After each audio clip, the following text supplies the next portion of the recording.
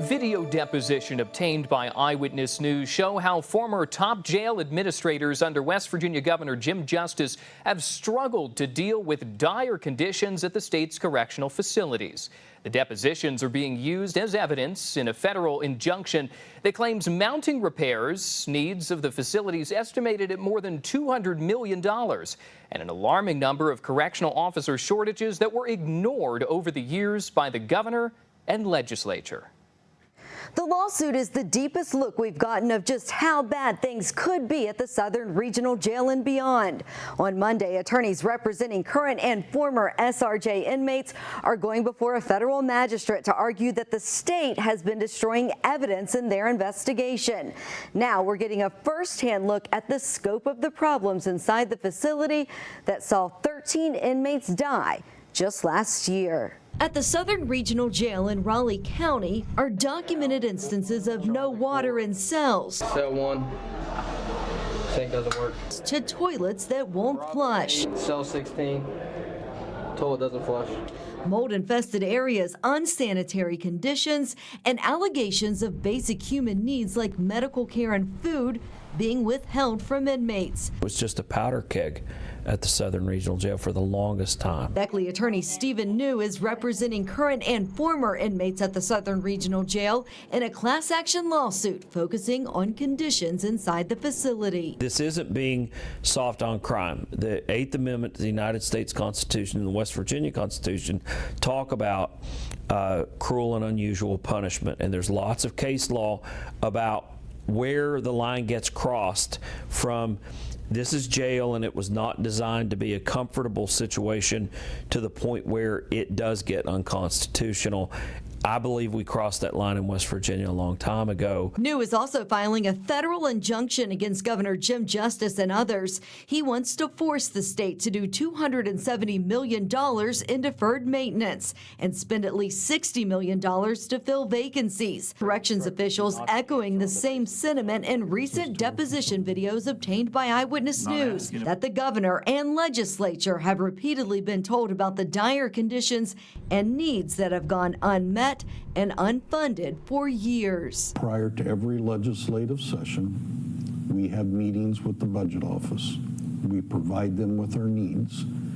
Our needs were clearly articulated along with all other Homeland Security agencies. They're advised of that. We transparent, we tell them. Did you ask the question, how did we get here? How did we get to $200 million of deferred maintenance? I'm sure that everybody asks that question, and the answer was we depend on the money that's allotted to us. Every year there's a certain amount that is allotted for maintenance, but it doesn't touch what the overarching bill is. Former Corrections Commissioner Betsy Jividen said she was pressured to resign in July 2022 over the death of a family member of one of the governor's cabinet secretaries. Who gave you word that the governor wanted you gone? Jeff Sandy. And why did the governor want you gone? I can tell you what Jeff Sandy told me. Okay, do that. Jeff Sandy told me that Brian Abraham was upset about Secretary Riston's nephew dying in the hospital after being incarcerated at Southern, and that he had gone to the governor, and that's when the governor had asked for my resignation. Who is Secretary Riston? Secretary of Transportation. In his testimony, Sandy denied it happened, and Jividen said she'd been debating stepping down before that incident out of sheer frustration. Not being able to get the pay raises, not being able to do the maintenance, it was very frustrating. The depositions also painting a questionable picture of an investigation ordered by Justice into the Southern Regional Jail in March 2022. Sandy, who was State Homeland Security Cabinet Secretary at the time, said he was ordered to go to the facility by Justice Chief of Staff Brian Abraham. Why did the governor order this investigation?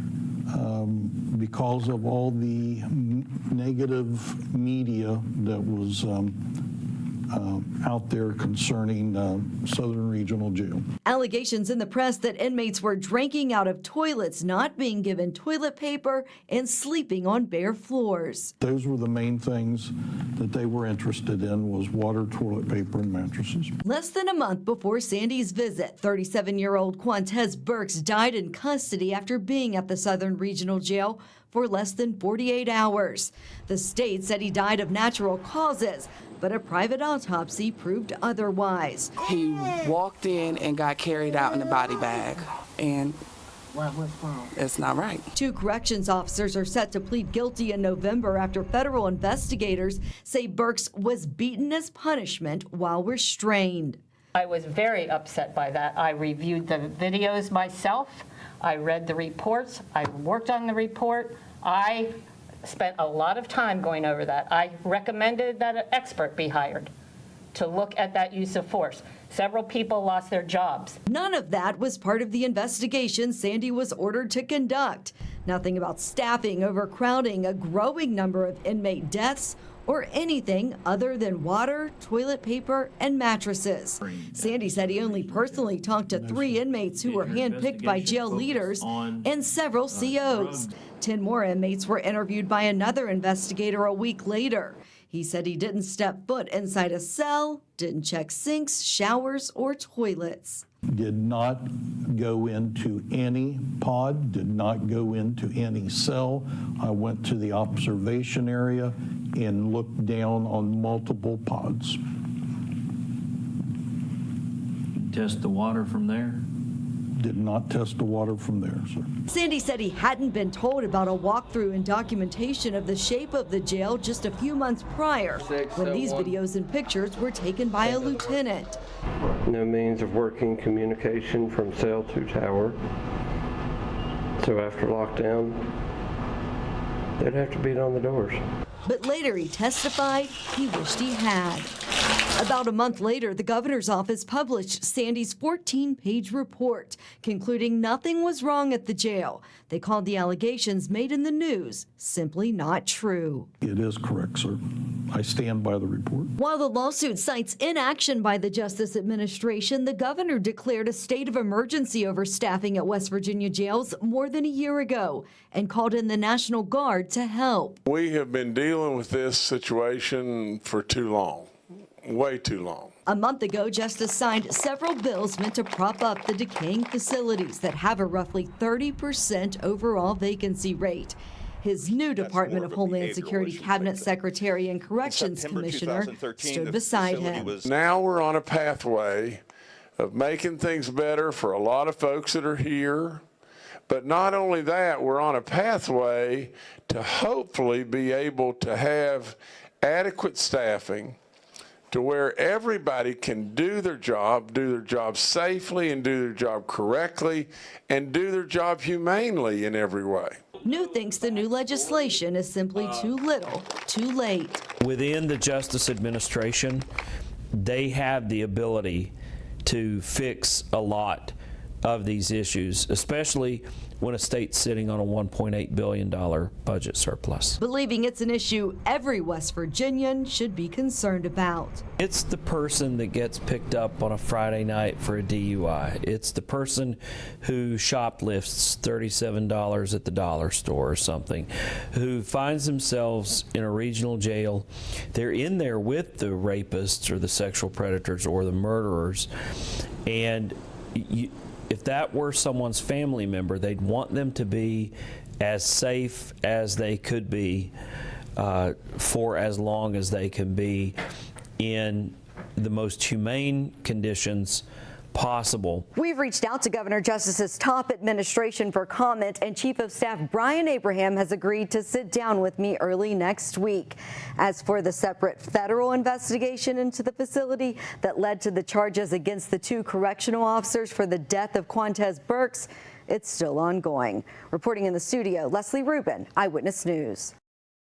Thanks so much for watching. Here's another video from Eyewitness News. Just click right here to subscribe to our channel and make sure you hit that bell notification to get the very latest.